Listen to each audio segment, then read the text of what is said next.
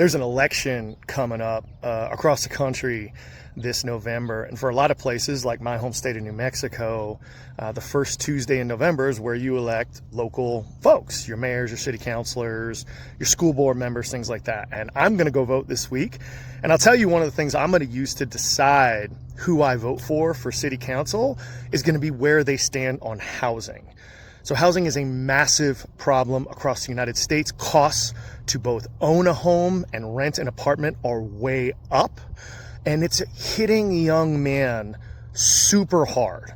So 52% of young men actually live with their parents still, while only 26% of young women do. And a ton of dudes that are making, lower incomes are what we call cost burdened, which means the cost of rent or the cost of a mortgage is more than 50% of what they're bringing in every month on their paychecks. And this is a massive problem for guys, because as we know, guys are having issues with anger and loneliness and frustration at life, and they think people are out to get them, and it's turning them into these, a lot of times, really frustrated people.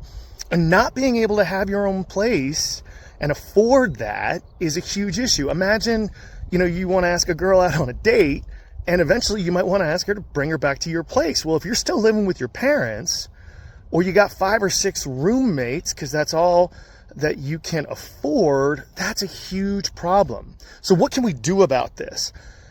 One of the big roadblocks to lowering the cost of housing is a thing called zoning rules. So zoning is how local communities decide where housing is built and what kind of housing is built there.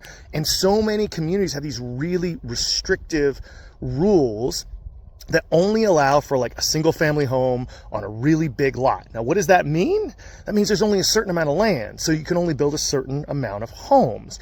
And the more you restrict that number, the less homes you build, the more expensive they are. So I'm going to vote for city council candidates that are really in favor of allowing for more density. So allow more apartments, more triplexes, more mother-in-law rentals in the backyards for people, that sort of thing, because it's super important to build more housing.